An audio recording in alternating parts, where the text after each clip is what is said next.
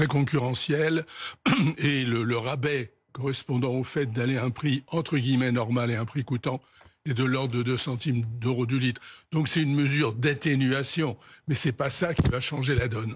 On va retrouver Fanny, parce que Fanny, quand on regarde dans le rétro, on se rend compte aussi que les distributeurs ne sont pas vraiment perdants à proposer des coups de pouce aux automobilistes. En effet, on se rappelle forcément des longues files d'attente qu'il y avait notamment l'année dernière devant les stations-service Total Énergie, vous en parliez. Regardez ces images, c'était en région parisienne, avec donc ces files d'attente qui étaient très grosses à l'époque où la firme pétrolière proposait des remises de 20 centimes par litre, réduites ensuite à 10 centimes par litre. C'était de septembre à décembre 2022.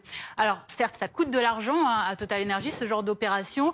L'année dernière, donc en 2022, cela avait coûté un peu plus d'un demi-milliard d'euros, 550 millions, mais ça rapporte aussi beaucoup. Regardez les bénéfices réalisés en 2022 par Total Énergie, ce chiffre à 20 milliards et demi d'euros, c'est tout simplement le bénéfice le plus conséquent de l'entreprise. Donc c'était l'année dernière et cette année, en 2023, Total continue d'être très profitable.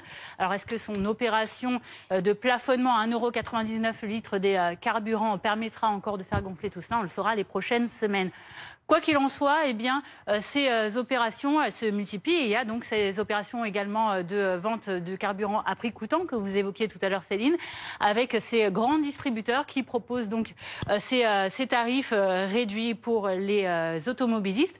Des automobilistes donc qui y gagnent, mais des entreprises qui y gagnent aussi. Alors pas directement puisque on vend en général pas vraiment à une grosse marge quand on fait du prix coûtant, mais en revanche, le carburant, dans ces cas-là, c'est un produit d'appel. Ça permet tout simplement aux automobilistes qui viennent prendre leur carburant avant ou après leur passage, d'aller aussi remplir le caddie dans les magasins de ces enseignes. Merci beaucoup, Fanny. Vous avez de nombreuses questions sur ce dossier. D'abord, une question pour Laurent, question de Fabien qui nous dit « Pourquoi ne baisse-t-on pas la TVA sur les carburants, comme le proposent Marine Le Pen et le Rassemblement national ?»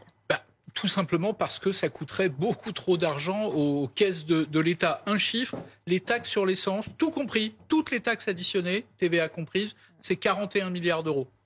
Il y a 40% de cette somme qui ne va pas à l'État, qui est redistribuée aux départements, aux régions, à la sécurité sociale. Il reste donc 25 milliards d'euros à peu près